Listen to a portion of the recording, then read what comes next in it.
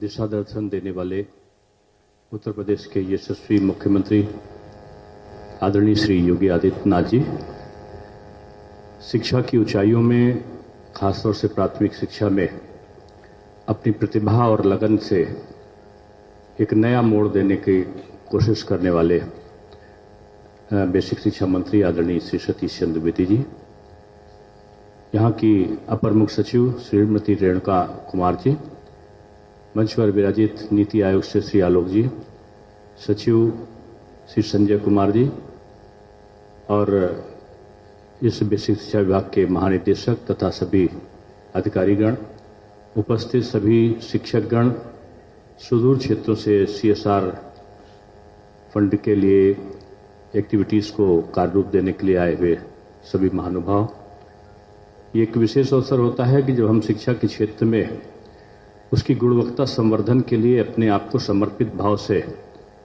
एकाग्रचित्त भाव से हम लोग एकत्रित होते हैं और ये निश्चय करते हैं कि उत्तर प्रदेश की दशा और दिशा का परिवर्तन शिक्षा के माध्यम से संभव है और इसे करने के लिए हम सब लोग मिलकर प्रयत्न करें। जब ये भाव आता है तो वो वातावरण अपने आप में पवित्रता के बिंदुओं को छूने लगता है।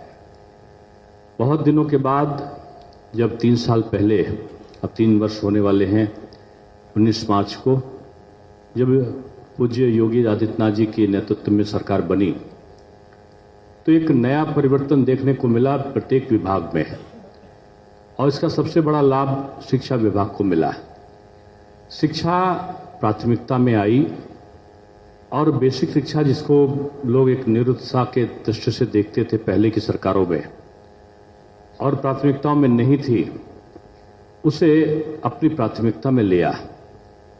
मुझे अच्छी तरह से याद पड़ता है कि एक मुख्यमंत्री विभिन्न प्रकार की शिक्षा के हुए परिवर्तनों की समीक्षा जब स्वयं करने लगे तो ये लगता है कि इस पूरी सरकार का प्रयत्न उस शिक्षा के सुधार में है। और सोने के सुहागा ये हुआ कि जब से जो बेसिक शिक्षा मंत्री श्री सतीश द्विवेदी जी आए तो उन्होंने कदम से कदम मिला के मुख्यमंत्री जी के साथ बेसिक शिक्षा में होने वाले परिवर्तनों को नया रूप दिया। ये किसी भी शिक्षा के लिए जरूरी होता है। वैसे मैं हर जगह अक्सर कहा करता हूं कि बिल्डिंग चाहे जर्जर हो, हालांकि जर्जर से काम नहीं चलने वाला, बिल्डिंग बहुत अच्छी ना हो लेकिन वहां के पढ़ाने वाले शिक्षक अगर अच्छे हैं तो वो विद्यालय अच्छे विद्यालयों की श्रेणी में आता है।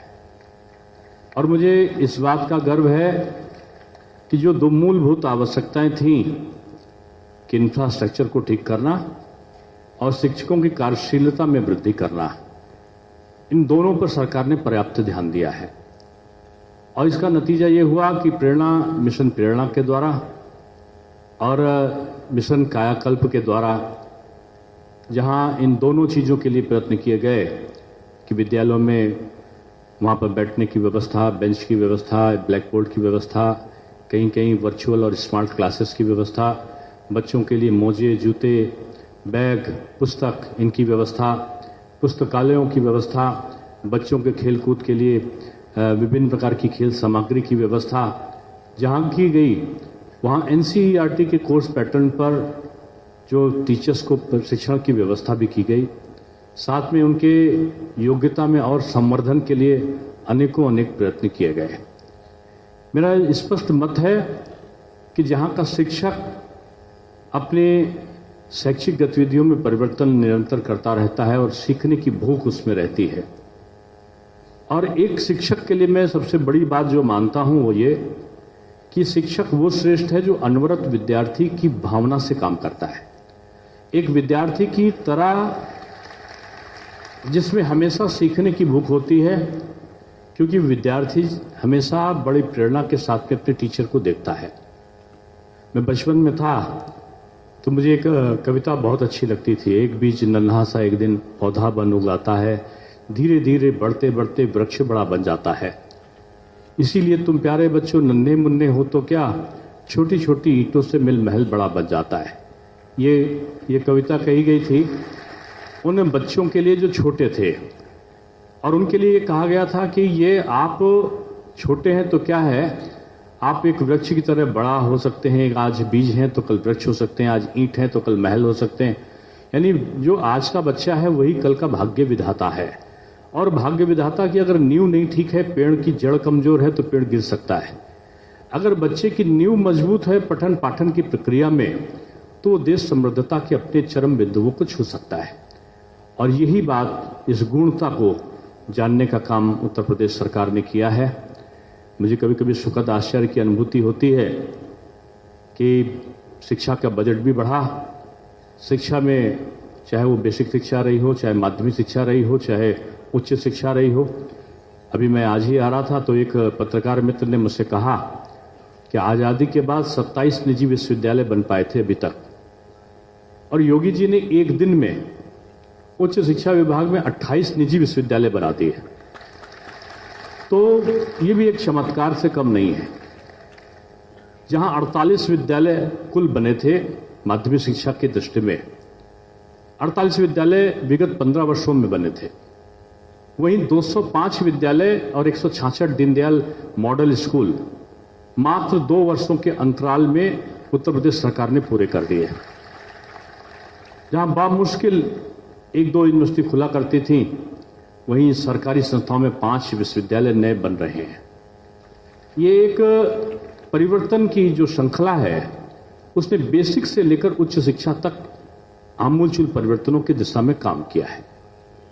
और बेसिक शिक्षा में आज जब हम प्रेरणा ऐप देखते हैं, मिशन प्रेरणा के अंतर्गत शिक्षकों में जो शैक्षिक गतिविधियों में परिवर्तन देखते हैं, तो इस बात का गर्व होता है कि 15,000 विद्यालय ऐसे हैं जो अंग्रेजी माध्यम से पढ़ाए जा रहे हैं। कुछ विद्यालय ऐसे हैं जहां पर वैसे तो देखा जाए तो पूरे उसमें 6 लाख के आसपास शिक्षक होंगे, 1,59,000 विद्यालय होंगे। मैं समझता हूं दुनिया में सबसे बड़ा नेटवर्क अगर कहीं किसी विद्यालयों का है तो बेसिक शिक्षा विभाग का उत्तर प्रदेश में है।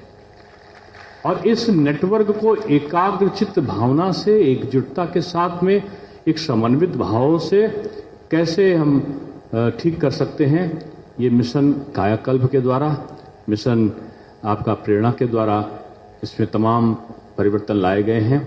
मैं पुनः साधुवाद देता हूं माननीय मुख्यमंत्री जी को, जिन्होंने शिक्षा को अपना लक्ष्य माना है इस प्रदेश की उन्नति और तरक्की के लिए। और मैं आभार और साधुवाद दूंगा बेसिक शिक्षा मंत्री को कि उन्होंने अपने उत्साह में अपने अधिकारियों के साथ बड़े लगन के साथ में काम किया है। मैं मुख्यमंत्री जी को कभी कभी अंतर्मन से साधुवाद देता हूं कि बेसिक शिक्षा विभाग के लिए मैं कभी कभी कहता हूं, हालांकि जब विभाग उन्नति करते हैं तो देखकर प्रसन्नता होती है, लेकिन पहली बार उन्होंने अधिकारियों में नीचे से लेकर ऊपर तक अच्छे अधिकारी जाएं बेसिक शिक्षा विभाग में, इसकी कोशिश की है, और अच्छे मंत्री जाएं इसकी भी कोशिश की है। इसलिए मैं दोनों को साधुवाद देता हूं कि आपने इतने अच्छी तरीके से एक समन्वित भाव से यहां पर काम किया। आपने मुझे अवसर दिया, आभार व्यक्त करता हूं। धन्यवाद।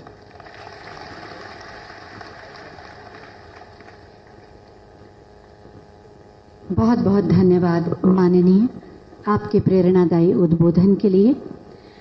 कोशिश करती है सरकार शिक्षा पहुंचे सबके द्वार।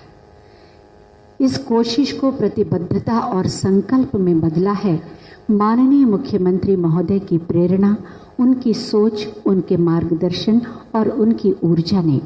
और इसीलिए मिशन प्रेरणा के माध्यम से बेसिक शिक्षा विभाग उत्तर प्रदेश को प्रेरक प्रदेश बनाने के लिए संकल्पित है। मैं बहुत ही आदर के साथ माननीय मुख्यमंत्री महोदय से अनुरोध करूंगी कि आज के इस अवसर पर अपने आशीर्वचनों और मार्गदर्शन से हमें अनुग्रहित करें।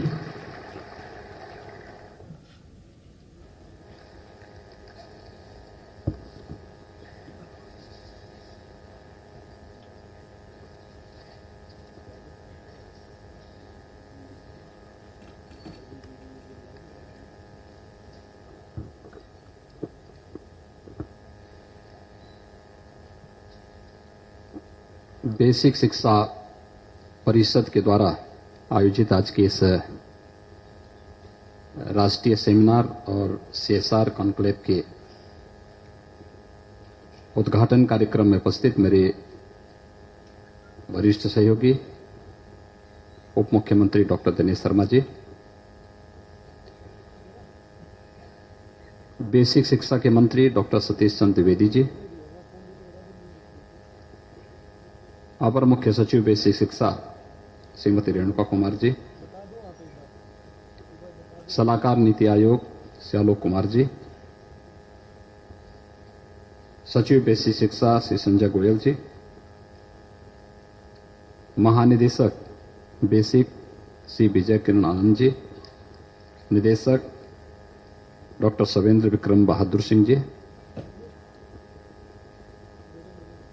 विभिन्न इकाइयों से जुड़े हुए सभी उद्यमी से जुड़े हुए सभी हमारे उनके प्रतिनिधिगण, बेसिक शिक्षा और शिक्षा के आधारभूत इकाई के साथ अनुराग रखने वाले उपस्थित महानुभाव और यहां पर उपस्थित शिक्षा जगत से जुड़े हुए सभी उपस्थित भाइयों बहनों, मैं बेसिक शिक्षा परिषद को इस राष्ट्रीय संगोष्ठी और सीएसआर कॉन्क्लेव के लिए हृदय से बधाई देता हूं। इसके सफल आयोजन के लिए अपनी शुभकामनाएं देता हूं। पिछले 3 वर्षों से जो कुछ भी प्रदेश सरकार ने बेसिक शिक्षा के लिए करने का प्रयास किया है, उसका एक निचोड़ इस राष्ट्रीय सेमिनार के माध्यम से हम सबके सामने आ रहा है। मुझे याद है जब हम लोगों ने आज से 3 वर्ष पहले इसी मार्च माह में प्रदेश की सत्ता अपने हाथों में ली थी, तो यद्यपि चारों ओर अव्यवस्था और अराजकता का सा वातावरण था, लेकिन सबसे खराब स्थिति अगर कुछ क्षेत्रों में थी, उनमें से बेसिक शिक्षा भी एक थी। और बेसिक शिक्षा संसाधनों की बात तो दूर, इसमें जो सबसे खराब स्थिति थी वह थी प्रॉक्सी टीचर की। शिक्षक कोई और है और वह पता लगता है था कि शिक्षक तो कहीं और जगह जाकर के दूसरा काम कर रहे हैं, लेकिन उनकी जगह कोई दूसरा व्यक्ति 1000 रुपया लेकर के 2000 रुपया लेकर के स्कूल जाता था, जैसे तैसे अपनी उपस्थिति दर्ज करा के फिर वापस आ जाता था।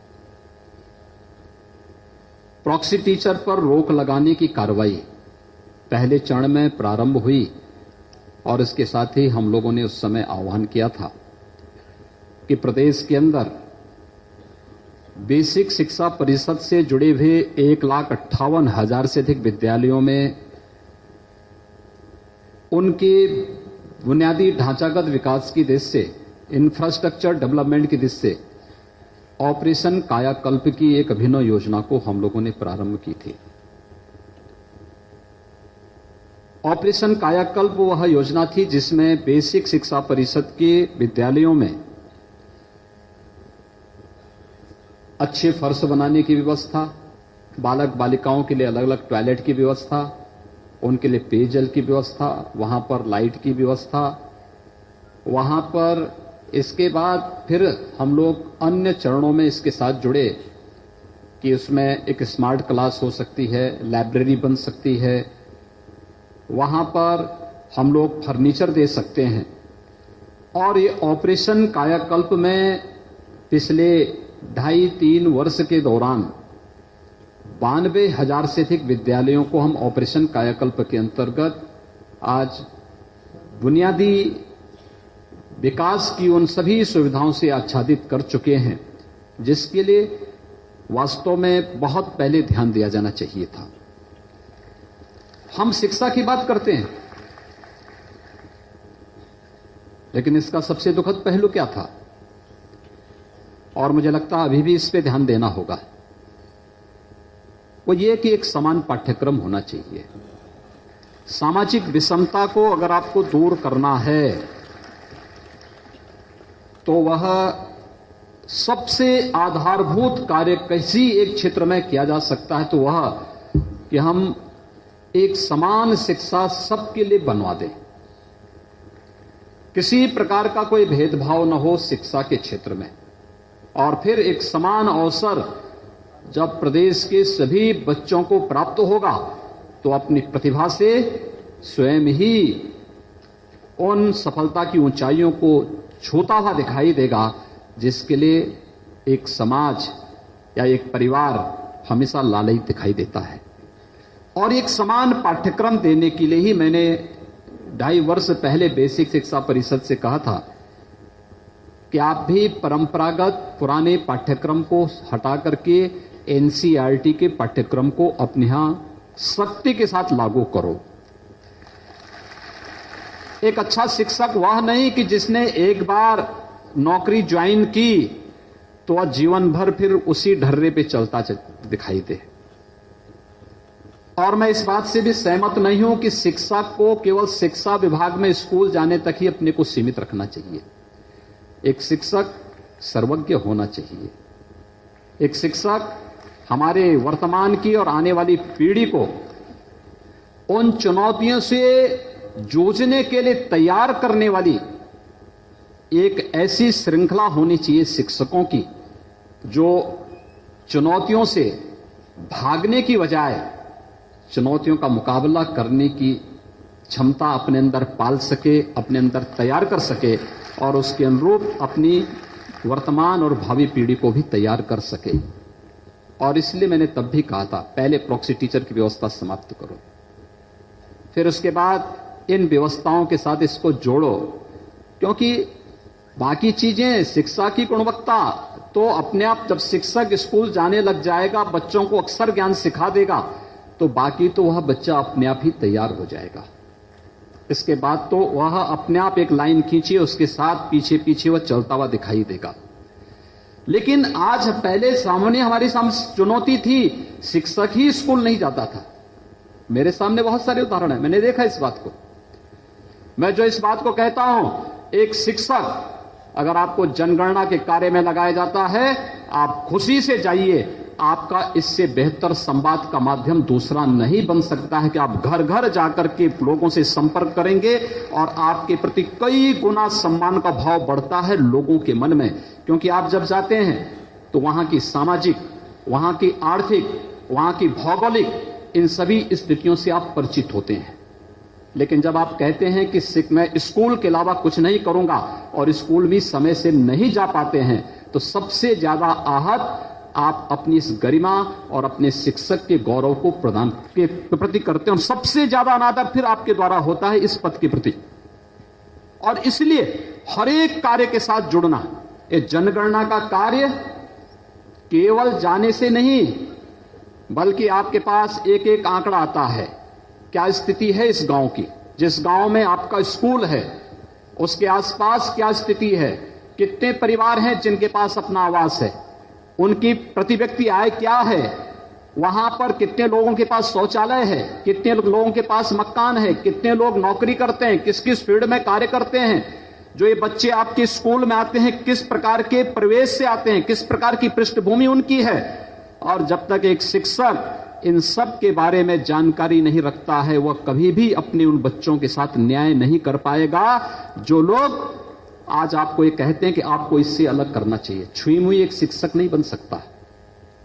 एक शिक्षक को तो अपने आप को तैयार करना होगा इन सभी परिस्थितियों से। हर एक जगह जाइए, जानकारी लीजिए। आप जब गांव में जाएंगे तो उस गांव में जाने के कारण आपके प्रति जो भ्रांत धारणाएं वे अपने आप दूर होती हुई दिखाई देंगी। बहुत सारी आपके ज्ञान उस व्यावहारिकता से आपको प्राप्त हो जाएगी और बहुत सारी जानकारी आपके द्वारा जब गांव में दी जाएगी तो लोगों को अच्छी दिशा में आगे बढ़ने का अवसर भी प्राप्त होगा और इससे शिक्षक की गरिमा और शिक्षक का गौरव ही बढ़ेगा, उससे कम नहीं होने वाला है। एक शिक्षक सरकारी नौकर नहीं हो सकता, वो राष्ट्र का भाग्य विधाता होता है। और इसलिए मैं हमेशा इस बात को कहता हूं कि एक शिक्षक को अपने सामने आचार्य चाणक्य का उदाहरण प्रस्तुत करते हुए फिर अपने आप को तैयार करना चाहिए। याद करिए, अगर आचार्य चाणक्य केवल अपने को एक विश्वविद्यालय, नालंदा विश्वविद्यालय तक सीमित कर देते तो वह इस देश के उस कालखंड में भारत को दुनिया की एक महाशक्ति के रूप में स्थापित करने और उस समय के भारत को, जो देश जो इतिहास में स्वर्ण युग के रूप में माना जाता है, कभी नहीं खड़ा कर पाते। आचार्य चाणक्य का यह भाव एक शिक्षक का आदर्श होना चाहिए। समाज की चुनौती क्या है, समाज की आवश्यकता क्या है, अगर हम उसके अनुरूप नहीं खड़ा हो सकते तो बेकार है। फिर हम अन्याय कर रहे हैं अपने प्रति भी, अपने पेशे के प्रति भी, और आने वाली वर्तमान और भावी पीढ़ी के प्रति भी। हम इसके दोषी होंगे। याद रखना, समाज के प्रति किया जाने वाला दोष व्यक्ति कभी भी उससे अपने को अलग नहीं कर सकता है। द्रौपदी ने यह प्रश्न किया था ना, किस पाप का भागी कौन है? कौन है इस पाप का भागी? ये विश्वविद्यालयों में जो अराजकता और भारत विरोधी नारे लग रहे हैं, ये जो उदंडता है, उच्छृंखलता है, इस पाप का भागी कौन है? क्या सरकारें हैं? सरकार संसाधन दे सकती है, लेकिन जिसने उसे बेसिक शिक्षा दी है, जिसने उसने माध्यमिक शिक्षा दी है और जो आज उसे वहां तक लेकर के गया है, इन सब को भी अपने स्वयं के कार्यों का मूल्यांकन इस अवसर पर करना चाहिए। जब भारत विरोधी नारे देश के संसाधनों पर पलने वाले उच्च शिक्षण संस्थानों में लगते हैं, तब हमें अपने उस कार्यों के मूल्यांकन के लिए तैयार होना चाहिए कि आखिर हमारे द्वारा पढ़ाए जाने वाले छात्रों में इस प्रकार की विकृति क्यों पैदा हुई कि हमारी राष्ट्र माता के ही पैर काटने को, हाथ काटने को तत्पर दिखाई दे रहे हैं।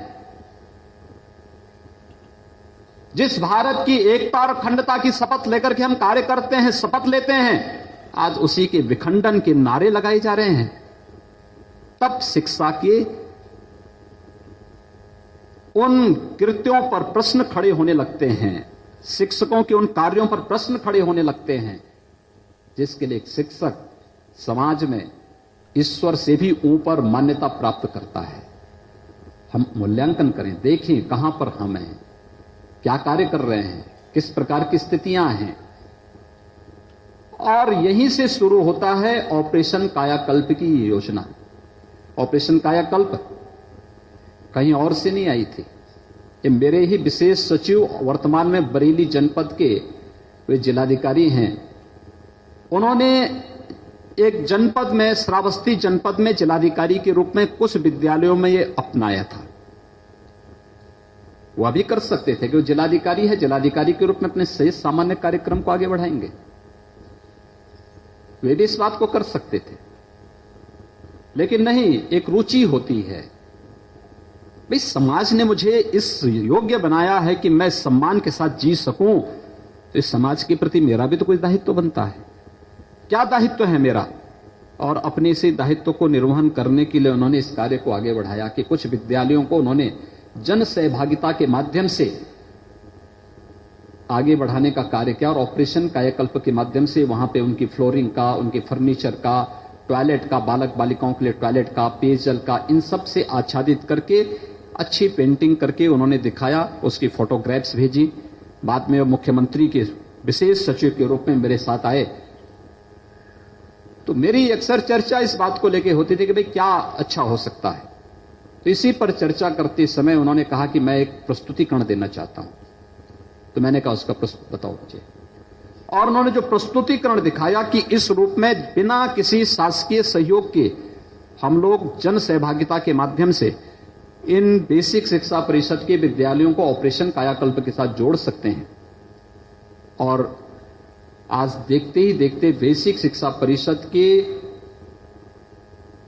एक अभिनव प्रयास से 92,000 से अधिक विद्यालय ऑपरेशन कायाकल्प से आच्छादित हो चुके हैं। अनुमान करिए, अगर सरकार पैसा लगाती, बाद के कार्यों में सरकार ने पैसा दिया है, लेकिन अगर केवल सरकार पैसा देती तो मुझे लगता है कि हजारों करोड़ रुपए हमारे खर्च होते।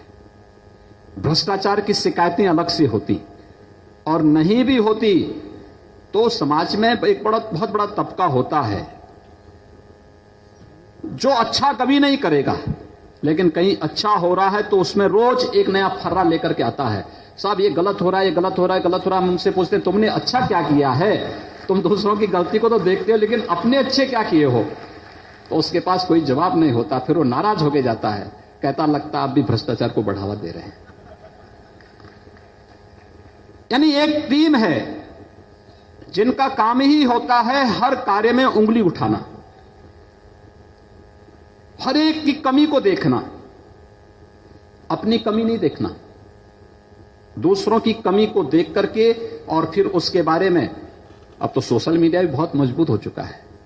सोशल मीडिया में उसमें फिर एक ग्रुप बना करके फिर अपने तरीके से उनका एक नया वो चलता है, फिर उसमें समाचार पत्रों में मिल करके उसमें डलवाना, फिर उसको लोगों के सामने भेजना, देखिए साथ क्या हो रहा है। उन विभूतियों को देख के मुझे लगता है कभी कभी कि वास्तव में ये युग की एक नई पीढ़ी है, एक नया अवतार है। उन अवतारों से अपने आप को अलग करते हुए हमें एक सकारात्मक सोच के साथ आगे बढ़ने की आवश्यकता है, और सकारात्मक सोच के साथ आगे बढ़ने के लिए ही मैं सभी अपने बेसिक शिक्षा परिषद से भी, माध्यमिक, एक शिक्षक उसको सर्वज्ञ बनना पड़ेगा। उसको अगर बेसिक शिक्षा जो आधार है हमारी, अगर इससे जुड़ा हुआ शिक्षक ये कहेगा कि मैं इस कार्य से नहीं जुड़ूंगा, कभी नहीं हो पाएगा। कभी वह कुछ अपने साथ भी न्याय नहीं कर पाएगा, उन बच्चों के साथ भी न्याय नहीं कर पाएगा।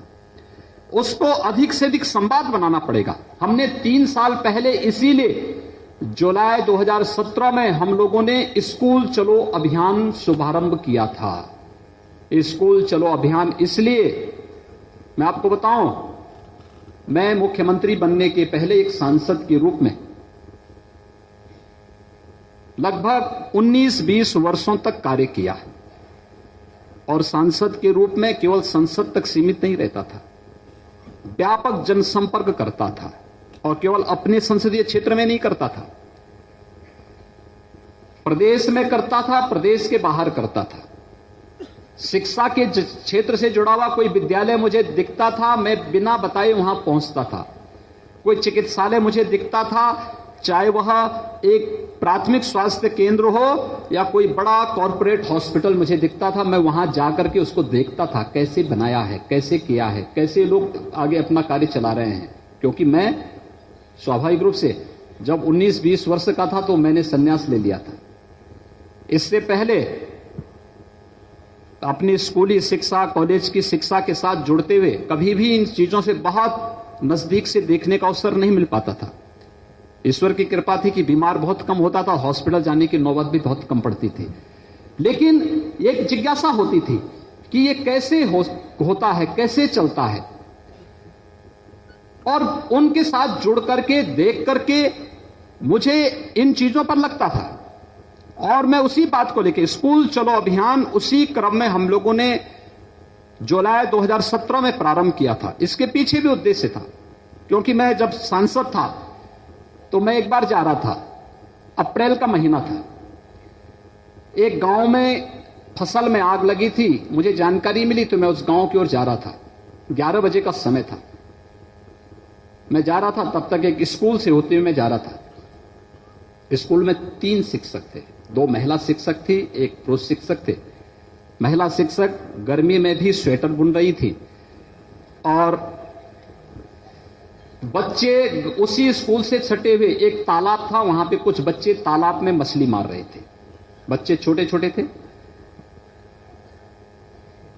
मेरे सामने दृश्य, 5-6 बच्चे स्कूल के अंदर खेल रहे थे। तो मैं गाड़ी से उतरा, तो मेरी एक आदत थी, अपनी जेब में मैं कुछ टॉफी रखता था। तो मैं गाड़ी से उतरा तो मैं पहले उन बच्चों को बुलाया, वो नहीं आए, तो मैंने अपनी जेब से टॉफी निकाली, मैंने उन बच्चों को बुलाया, मैंने कहा इधर आओ। मैंने दिया, उन्होंने टॉफी ली। मैंने कहा तुम स्कूल नहीं गए? वे चुप थे। मैंने कहा तुम लोग क्या कर रहे हो? उन्होंने कहा भैंस चरा रहे हैं। भैंस चरा रहे थे, गांव के बच्चे थे, भैंस चरा रहे थे। तो मैंने कहा तालाब में? का स्नान भी कर रहे हैं और मछली भी मार रहे हैं। मैं फिर पैदल ही स्कूल में चला गया। तीनों बैठे हुए थे, मैं जैसे गया खड़े हुए तो मैंने कहा बहन जी इस समय तो गर्मी पड़ गई है, अब तो आग लग रही लोगों को खेत में, घर में आग लग रही है, तब भी आपको ठंड लग रही है क्या, स्वेटर बन रहे हैं आप? तो खैर उन्होंने कोई जवाब नहीं दिया। मैंने कहा आपके स्कूल में कितने बच्चे हैं? उन्होंने कहा लोग आना ही नहीं चाहते पढ़ने के लिए। मैंने कहा ये गलत है, आपने पढ़ाने का कभी प्रयास ही नहीं किया। अगर आपने पढ़ाने का प्रयास किया हुआ तो ये बच्चे तालाब में नहीं खेलते, 11 बजे ये बच्चे भैंस चराने नहीं चराए होते, स्कूल में बैठे होते और स्कूल में सभी बच्चे पढ़ रहे होते। आपके प्रयास में कमी है। आप 3 लोग हैं ना? उन्होंने कहा हाँ। मैंने कहा प्रश्न उठाना बहुत आसान है कि 3 लोग हैं, 3 ही शिक्षक हैं, 5 क्लास हैं, लेकिन मैंने कहा आप प्रयास तो करें, जो 3 हैं वो तो प्रयास कर लें। हर चीज के लिए शासन को दोषी देना उचित नहीं होगा। यद्यपि हमारी विरोधी सरकार थी, लेकिन तब भी मैंने कहा जो 3 लोग हैं आप 3 ही लोग काम कर लेते। उन्होंने कहा कोई सहयोग नहीं करता। मैंने कहा आप कभी ग्राम प्रधान के साथ बैठे? चुप। मैंने कहा कितने बजे आप स्कूल आते हैं? तो वे चुप थे। मैंने कहा 7 बजे आपका स्कूल खुलता होगा, आप जरूर 8 बजे आते होंगे। कैसे उम्मीद करते हैं बच्चे स्कूल आएंगे? 7 बजे स्कूल होना चलना है, अगर आप 6:30 बजे स्कूल आ जाएं। ये गांव आपका सटा हुआ है, एक शिक्षक प्रधानाचार्य स्कूल में रह जाए और 2 शिक्षक एक एक करके हर घर से निकलते हुए आधे घंटे में आ जाएं, तो आपका मॉर्निंग वॉक भी हो जाएगा और साथ साथ आप इन बच्चों को स्कूल भी लाने के लिए प्रत्येक अभिभावक से कह सकते हैं। ये प्रयास प्रारंभ तो करिए। और एक सर होता है, एक आसान सी बात कि साहब 3 ही शिक्षक हैं, 5 क्लास कहां पढ़ाएंगे? वे 3 शिक्षक पढ़ा तो लें, जो पढ़ा रहे हैं वे तो जाएं स्कूल में, वे पढ़ा तो लें। मैं जानता था ये परिणाम कुछ भी नहीं आने वाला है। 17 में मुझे मौका मिला तो मैंने फिर बेसिक शिक्षा परिषद से कहा, मैंने कहा स्कूल चलो अभियान प्रारंभ करो। और ये प्रयास होना चाहिए कि ये केवल बेसिक शिक्षा परिषद का ही मुद्दा ना बने, इसमें बाल विकास को भी जोड़ दीजिए, अन्य विभागों को भी जोड़ दीजिए, हर एक विभाग जोड़े। अंतर विभागीय समन्वय से हम लोग ये प्रयास करें कि कोई बच्चा छूट न पाए, हर बच्चे को स्कूल पहुंचाने की हम व्यवस्था कर लें। आप देखें विगत 3 वर्ष के दौरान 50 लाख बच्चे बेसिक शिक्षा परिषद के विद्यालयों में बढ़े हैं। 50 लाख बच्चे, हमारे पास 1,80,00,000 बच्चे बेसिक शिक्षा परिषद के विद्यालयों में हैं और 1,80,00,000 बच्चे जो बेसिक शिक्षा परिषद के विद्यालयों में वर्तमान में पढ़ रहे हैं, इनमें से 50 लाख बच्चे पिछले 3 वर्ष के दौरान स्कूल आए हैं। कुछ नए बच्चों का एडमिशन हुआ है, लेकिन बहुत सारे वे बच्चे थे जो कभी स्कूल नहीं जा पाते थे। ये स्कूल चलो अभियान का एक परिणाम सामने आया। स्कूल चलो अभियान के बाद समय समय पर एक कार्यक्रम चले, हम लोग जाते थे, गांव में जाते थे। देखिए स्कूल चलो अभियान का परिणाम एक तो है अभिभावक भी आपको पहचान गया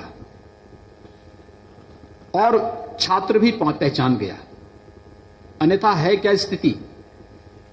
यानी मैं नहीं समझ पाता हूं कि व्यक्ति किस कार्य के लिए नौकरी करता है या किस कार्य के लिए कोई पद प्राप्त, अगर उसको सम्मान नहीं उस पद पर, उसके तत्काल छोड़ देना चाहिए। एकदम भार बोझा नहीं बनना चाहिए, न समाज पर, न व्यवस्था पर और न विभाग पर। एकदम उससे मुक्त। अगर उसको लगता है कि मैं इस विभाग के लिए बोझा हूं, उसको उससे अपने आप को मुक्त कर देना चाहिए। इससे पहले समाज हमें कोसे, अपने आप उससे अलग हो जाना चाहिए। और मैं इस बात को हमेशा कहूंगा, क्या स्थिति, अगर सम्मान ही नहीं आपका, क्या मतलब है इसका? सम्मान कहीं बाहर से नहीं आता है, सम्मान तो हमें स्वयं बनाना पड़ेगा, उसके अनुसार आचरण करके।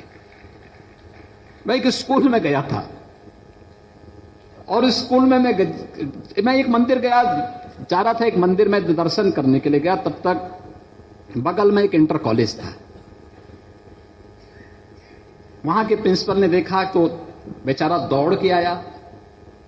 मैं मंदिर से दर्शन करने के लिए आया, तब तक बाहर प्रधानाचार्य जी खड़े थे। तो मैंने उनसे पूछा, मैंने कहा भी आप? उन्होंने कहा मैं प्रिंसिपल हूं बगल के विद्यालय में, इंटर कॉलेज के प्रिंसिपल थे। बातचीत हुई मेरी। उसके बाद 2-3 लड़के वहां पे खड़े थे। तो मैंने ऐसे बुलाया, मैंने कहा भी बच्चे, मैंने तुम स्कूल नहीं पढ़ते हो? उसने कहा पढ़ता हूं। मैंने कहा स्कूल बंद नहीं, तुम यहां कैसे आए? कहा ऐसे ही मैं आज स्कूल नहीं गया। देखिए वो लड़का आया, स्कूल नहीं गया, प्रधानाचार्य भी हैं। मैंने कहा कौन से स्कूल में पढ़ते? उसने कहा फलाने स्कूल में। मेरे लिए ताज्जुब था, एक छात्र अपने प्रधानाचार्य को नमस्कार नहीं कर रहा है, कोई अभिवादन नहीं कर रहा, वो आया सीधे खड़ा हो गया। तो मैंने कहा अब बच्चे से क्या कहूं? मैंने प्रिंसिपल से कहा, मैंने कहा प्रिंसिपल साहब, ये बच्चा आपके स्कूल का छात्र है। कहां? मैंने कहा इसका पैर छुओ। प्रिंसिपल मौन थे। मैंने छात्र से कहा, मैंने कहा इनको पहचानते हो? उसने कहा हां। मैंने कहा कौन है? कहा ये तो ये प्रिंसिपल हुआ है ना। भोजपुरी भाषा में उसने कहा ये प्रिंसिपल हुआ है ना। तो मैंने कहा क्या प्रिंसिपल को नमस्कार नहीं करते क्या? चुप। उसको उसके सामने कोई प्रश्न नहीं था, यानी उसके सामने कोई जवाब भी नहीं था, न प्रिंसिपल के सामने कोई जवाब था। कहां जा रहे हैं हम लोग? हम सामान्य अभिवादन की भाषा भी बच्चों को नहीं बता पा रहे हैं, एक सामान्य शिष्टाचार के बारे में भी हम नहीं बता पा रहे हैं। कैसे एक दूसरे के साथ संवाद होने पर, कैसे हम संपर्क होने पर संवाद करें, किस शिष्टाचार का परिचय दें, स्थिति नहीं। और उस छात्र के मन में भी देखो, 6वीं 7वीं क्लास का छात्र, वो कहता हां, ये नहीं कहता हमारे प्रधानाचार्य जी हैं, हमारे प्रिंसिपल साहब हैं, नहीं, कहता प्रिंसिपल हुआ है। ये मानसिकता है। हमने शिक्षा को वहां पहुंचा दिया है। और इसलिए ये जो यहां पर आज ये कार्यक्रम चल रहा है, बहुत सारा कार्य किया है बेसिक शिक्षा परिषद ने। उन्होंने बहुत सारा लिटरेचर भी दिया है। यहां पर मैं देख रहा हूं 4-4 पुस्तकें उन्होंने बनाई हैं, जो मुझे लगता है कोई शिक्षक एक बार देख ले, सरसरी निगाहों से भी देख ले, उसको थोड़ा भी व्यवहारिक उसमें उतार लें, तो आदर्श शिक्षक बन सकता है। आदर्श शिक्षक बनने के लिए 4 पुस्तकें मैं चाहूंगा उत्तर प्रदेश के हर शिक्षक के पास, या हर जो टीचर ट्रेनिंग के सेंटर होंगे वहां पर ये अवश्य पहुंचाई जानी चाहिए, क्योंकि यही वास्तव में व्यवहारिक जानकारी है, व्यवहारिक ज्ञान है। और ये चीजें हमें उतारनी पड़ेंगी, इसके लिए तैयार होना पड़ेगा। तो ऑपरेशन कायाकल्प के साथ ही जो हम लोगों ने अन्य कार्यक्रम किए थे, उसमें मिशन प्रेरणा इसके बाद का हिस्सा बना था। मुझे आश्चर्य होता है, कुछ लोग मिशन प्रेरणा का विरोध कर रहे थे। यानी हम भी अन्य लोगों के लिए आदर्श बन सकें, आज हम इतनी बनना चाहते। हमारी संस्था भी बन सके, हमारा विकास खंड और हमारा जनपद भी बन सके, हम उसके लिए नहीं तैयार हो पा रहे हैं। एक नई दिशा में किया गया प्रयास, इससे शिक्षक की गरिमा ही बढ़नी है, शिक्षक सम्मान, शिक्षक के सम्मान में ही बढ़ोतरी होनी है। और मैं तो चाहूंगा कि आने वाले समय में, चाहे वह ऑपरेशन कायाकल्प हो, मिशन प्रेरणा हो, या फिर बेसिक शिक्षा परिषद के द्वारा किए जाने वाले जो नए, जो यहां भी जो शिक्षा के क्षेत्र में किए जाने वाले नवाचार हैं, यहां पर जो शिक्षक हर जनपद में जिनकी परफॉर्मेंस अच्छी होती है, उसको परफॉर्मेंस बेस्ड करके राष्ट्रपति पुरस्कार के लिए, राज्यपाल पुरस्कार के लिए उन्हीं के नाम जाने चाहिए। मैं देख रहा था, मैंने पिछली बार बहुत सारे लोगों के नाम कटवाए हैं, और मैंने जानबूझ के कटवाए हैं। मैंने देखा जो शिक्षक कभी स्कूल नहीं गया, उसका नाम राष्ट्रपति पुरस्कार के लिए प्रस्तुत किया जा रहा था। शिक्षा विभाग में भी मैं देख रहा था, पिछली बार मैंने कई शिक्षकों के नाम कटवाए। मैंने कहा मैं तो इसको देखता हूं कि दिन भर ये व्यक्ति जिला विद्यालय निरीक्षक के कार्यालय में या बेसिक शिक्षा कार्यालय में बैठा रहता है, कभी स्कूल नहीं जाता है। इसको आप सम्मान दे रहे हैं। इस शिक्षक के नाम पर अनावश्यक रूप से इन लोगों को आप बढ़ावा दे रहे हैं।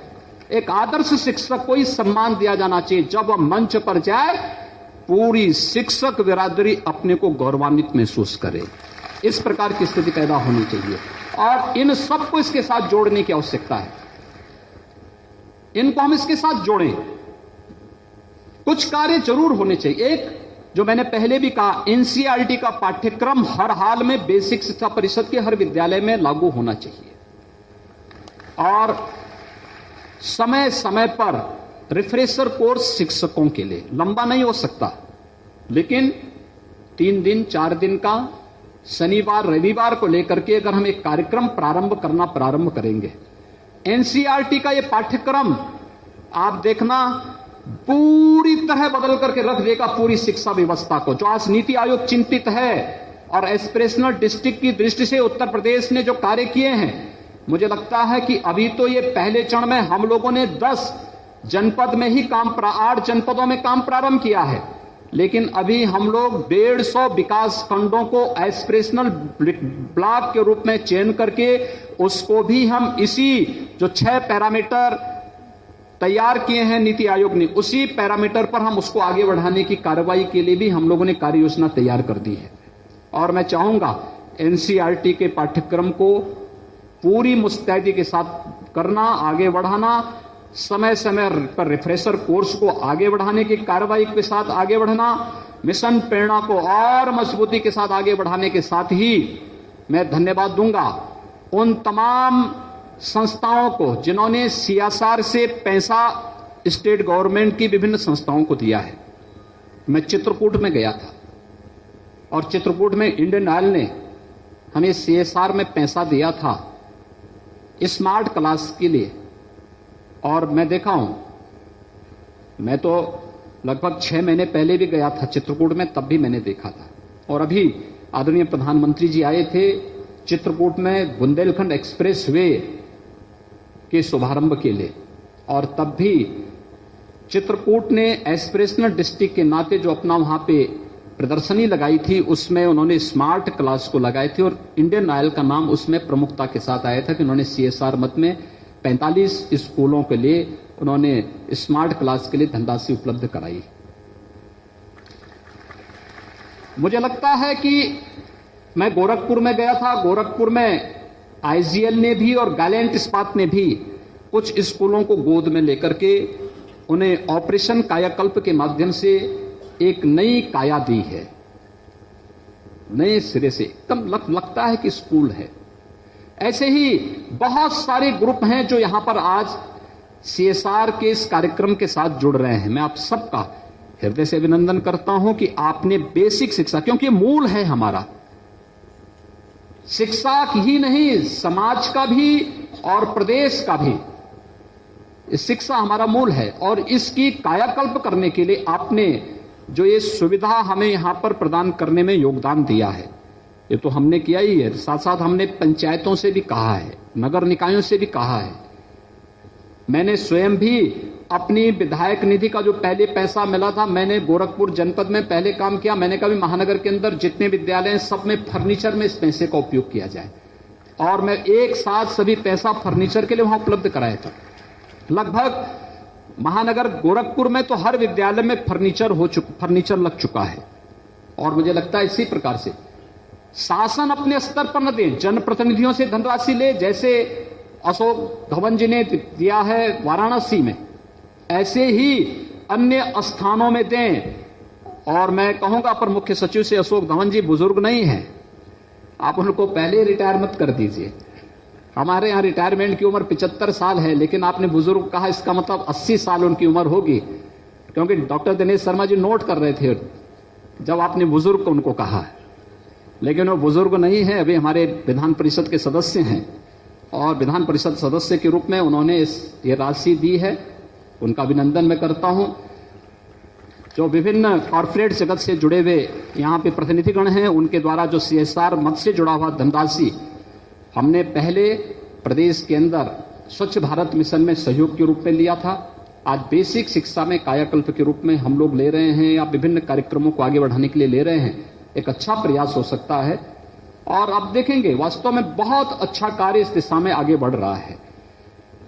तीसरा, हम लोगों ने पंचायतों से भी कहा है, 14वें वित्त से भी, राज्य वित्त से जो पैसा वहां मिला है, वहां पर टॉयलेट बनाने के लिए, बाउंड्री वॉल बनाने के लिए, ओपन जिम के निर्माण के लिए, खेल के मैदान के लिए, इन सभी कार्यों के लिए हम लोग इस पैसे का उपयोग वहां पर कर रहे हैं। और 31 मार्च के अंदर हर हाल में कार्य लगभग सभी मेरा अनुमान है कि 31 मार्च तक थोड़ा सा प्रयास हो जाए, कॉर्पोरेट जगत हमारे साथ मिलकर के सहयोग कर ले, तो 31 मार्च तक हम 1,58,000 से अधिक जो बेसिक शिक्षा परिषद के विद्यालय हैं, इन सभी विद्यालयों के कायाकल्प की कार्य योजना को बृहद स्तर पर आगे बढ़ाने में सफल हो सकते हैं। एक बहुत बड़ा कार्य होगा, क्योंकि 1,58,000 हमारे पास केवल बेसिक शिक्षा परिषद के विद्यालय हैं। 1,80,00,000 बच्चे हैं। अनुमान करिए 1,80,00,000 कई राज्यों की आबादी नहीं है। हमारे प्रदेश का जितना शिक्षा विभाग का बजट है और हम शिक्षकों के वेतन भत्तों में जितना पैसा खर्च कर रहे हैं, बहुत सारे राज्यों का अपना वार्षिक बजट उतना नहीं है। और इसलिए प्रदेश के अंदर उसी प्रकार का बेहतर परिणाम लाने की दिशा में हम सबको प्रयास करना चाहिए। मुझे आज प्रसन्नता है कि कस्तूरबा गांधी बालिका विद्यालय के उच्चीकरण की कार्रवाई को 350 विद्यालयों के उच्चीकरण की कार्रवाई आज यहां पर एक साथ प्रारंभ हो रही है। अब जो बच्चियां वहां पढ़ती थी 6 से 8वीं तक, 6ठी क्लास से लेकर 8वीं क्लास तक पढ़ती थी, अब वे 12वीं क्लास तक वहां पढ़ पाएंगे। मैं देखता था बहुत सारी बच्चियां ऐसी थी जो 8वीं क्लास के बाद फिर स्कूल नहीं जा पाती थी। यद्यपि हम लोगों ने स्नातक तक की बालिकाओं की शिक्षा को फ्री किया है। हमने कन्या सुमंगला योजना इसी सत्र में लागू, पिछले सत्र इसी वित्तीय वर्ष में हम लागू कर चुके हैं और 5 चरणों में हम लोग बालिका को पैसा दे रहे हैं। बालिका के जन्म होने पर जैसे ही रजिस्ट्रेशन होता है, एक निश्चित राशि बालिका के खाते में चला जाएगा। बालिका 1 वर्ष की होगी, सभी प्रकार के टीकों से आच्छादित होने के बाद एक निश्चित राशि उसके अकाउंट में चली जाएगी। बालिका पहली क्लास में जाएगी, उसका विद्यालय में रजिस्ट्रेशन के साथ एक निश्चित राशि उस बालिका के नाम पर चला जाएगा। बालिका 6ठी क्लास में जाएगी, एक निश्चित राशि हम उसके अकाउंट में भेज देंगे। बालिका 9वीं क्लास में जाएगी, एक निश्चित राशि हम उसके अकाउंट में भेजेंगे। और बालिका 9वीं के बाद कोई सर्टिफिकेट का कोर्स, कोई डिप्लोमा कोर्स, कोई डिग्री कोर्स करना चाहेगी तो भी एक राशि उसके अकाउंट में देंगे। कुल जन्म लेने से लेकर के और इस डिग्री, डिप्लोमा या सर्टिफिकेट कोर्स तक हम 15,000 रुपए का एक पैकेज बालिका को प्रदान कर रहे हैं प्रदेश सरकार के माध्यम से, कन्या सुमंगला योजना के माध्यम से। ये आदरणीय प्रधानमंत्री जी का बेटी बचाओ बेटी पढ़ाओ अभियान की ही एक बृहद कड़ी है। और मैं चाहूंगा कि बहुत सा बार हम देखते थे 8वीं क्लास के बाद वो बालिका स्कूल नहीं जा पाती थी।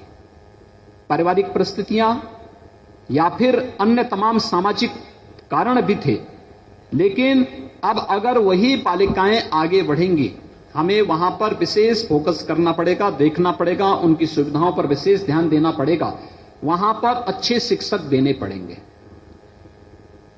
जो हम लोगों ने माध्यमिक शिक्षा में भी किया कि जब तक आयोग के द्वारा शिक्षक आते हैं तब तक मैथ, साइंस, इंग्लिश के टीचर अवश्य विद्यालय रखें और वहां पर जब तक नए शिक्षकों की तैनाती नहीं होती तब तक उनसे कार्य लिया जाना चाहिए। यह कार्य मुझे लगता हमें कस्तूरबा गांधी विद्यालयों के उच्चीकरण की कार्रवाई को हम आगे बढ़ा रहे हैं, तो शिक्षकों के चयन की प्रक्रिया को भी समयबद्ध ढंग से आगे बढ़ा देने की आवश्यकता है। और मुझे लगता है एक बहुत बड़ा कार्य इसके माध्यम से हो सकता है। और तीसरा जो कार्य है वह है आंगनबाड़ी में जो बच्चे जाते हैं, उन बच्चों को प्री प्राइमरी के रूप में भी उन बच्चों के लिए व्यवस्था बनाने की तैयारी करना। क्योंकि अब तक होता क्या है, आंगनबाड़ी में जा रहे हैं, आंगनबाड़ी में अब उनके लिए व्यवस्था कर दीजिए, ये बहुत अच्छी व्यवस्था हो सकती है। हम ये बाध्यताएं बंद करो कि जब 1 जुलाई को या 1 अप्रैल को जो बच्चा 5 साल का होगा उसी का एडमिशन करेंगे। अगर वो बच्चा ठीक है, स्वस्थ है, पढ़ने लायक है, एडमिशन करिए, उसका आना जाना सिखाइए। कुछ नहीं करेगा, वहां बच्चों के साथ ही मारपीट करेगा, कुछ तो उसके अंदर की झिझक खुलेगी, लेकिन हम हतोत्साहित न करें। वो आएगा, उनके साथ खेलेगा, किसी के साथ मारपीट करेगा, किसी का मार खाएगा, एक उसके अंदर की हिचक खुलती है, बहुत बड़ी हिचक खुलती है। और ये हिचक खुलना बहुत बड़ी बात होती है, बच्चों के अंदर की हिचक बहुत बड़ी बात होती है। हम जब इस कार्य को प्रेरित कर सकेंगे, सचमुच हम अपने बच्चों के साथ न्याय कर पाएंगे, हम भारत की वर्तमान और आने वाली पीढ़ी के साथ न्याय कर पाएंगे। और ये गुरुतर दायित्व किसी के ऊपर है तो बेसिक शिक्षा परिषद के ऊपर है। बेसिक शिक्षा परिषद इस कार्य को कर सकता है।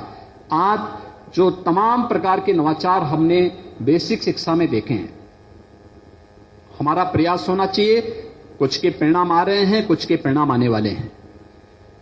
हमारा प्रयास होना चाहिए 2021 में जब हमारा नया सत्र अप्रैल में प्रारंभ हो, तब तक हम अपने इन सभी परिणामों को लेकर के सामने आ सकें, बता सकें कि हमने बेसिक शिक्षा परिषद में ये सुधार किए थे, उसके ये परिणाम आए हैं।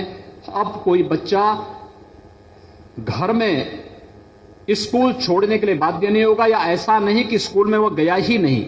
हर बच्चा स्कूल जाएगा, मध्य में वो स्कूल छोड़ेगा नहीं। इस प्रकार की स्थिति की तैयारी हमें करनी होगी। और एक, यद्यपि जो आपने यहां पर विभिन्न प्रकार से अपने नवाचार से संबंधित साहित्य यहां पे प्रकाशित किया है, इसमें बहुत कुछ है, लेकिन फिर भी हम कितना आसान बना सकते हैं बच्चों के पढ़ाने की पाठ्यक्रम को, उसकी कला सीखना, उसको उदाहरणों के माध्यम से, उदाहरण के माध्यम से विभिन्न प्रकार के ऐसे एग्जाम्पल उसके सामने प्रस्तुत करना जिससे उसकी समझ में आसानी से आ सके। और आप देखना, वही बच्चा बहुत अच्छे ढंग से आगे बढ़ सकता है।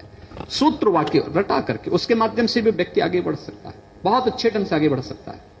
मैंने देखता था हम लोगों को, हमारे गुरुजन स्कूलों में छोटे छोटे सूत्र रटा देते थे, इनको याद कर लो और इसको फिर डिफाइन करना सीख लो। इस सारे किसी भी, चाहे वो मैथ्स के हों, फिजिक्स के हों, केमिस्ट्री के हों, सूत्रों को कैसे हम डिफाइन कर सकते हैं, इसके बारे में पूरी जानकारी स्वयं हमें मिल पाती थी, मिल जाती थी।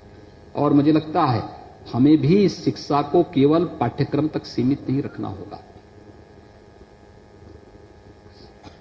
हमें प्रयास करना चाहिए कि जो समय हमारे पास बचता है, कैसे हम पाठ्यक्रम का सरलीकरण करने के लिए कार्य कर सकें। पुराने समय में बहुत सारे ऐसे शिक्षा जगत से जुड़े हुए विभिन्न विभूतियां हैं जिन्होंने इस फील्ड में काम किया है। समय लगेगा, लेकिन एक प्रयास होना चाहिए। उस नए कार्य के लिए भी हम सब अपने आप को तैयार कर सकें। ये बड़ा कार्य होगा।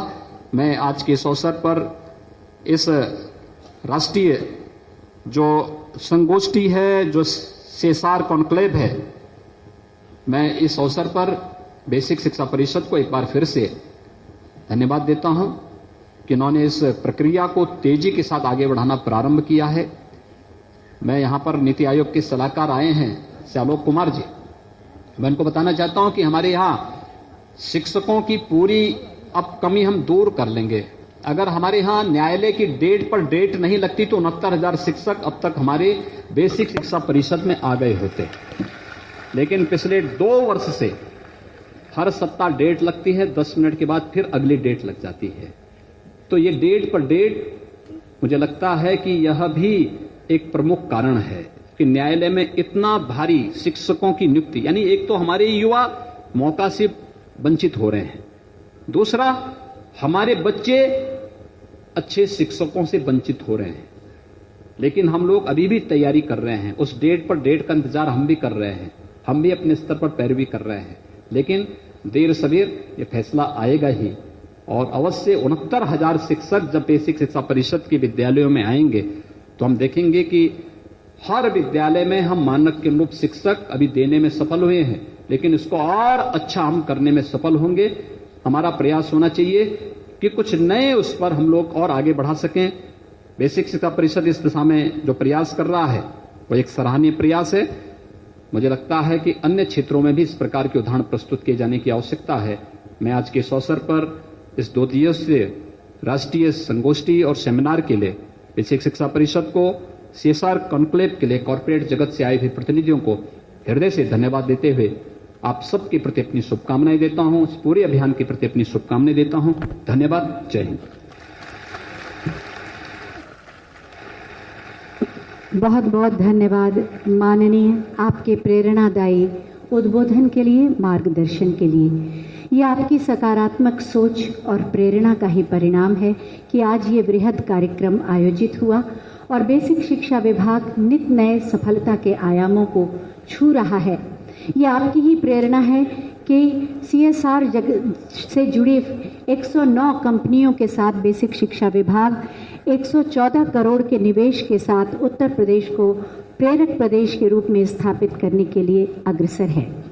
वास्तव में उत्तर प्रदेश को प्रेरक प्रदेश बनाने के लिए कोई एक संस्था या कुछ लोग ही जिम्मेदार नहीं, ये हम सब का दायित्व है। और उत्तर प्रदेश को प्रेरक प्रदेश बनाने के लिए हम सभी संकल्पित होंगे एक शपथ के माध्यम से। मैं माननीय मुख्यमंत्री महोदय से अनुरोध करूंगी कि ये शपथ हम सबको दिलाएं। आप सभी से अनुरोध है, अपने स्थान पर खड़े हो जाएं और अपना दाहिना हाथ आगे करके माननीय मुख्यमंत्री महोदय के साथ शपथ लें।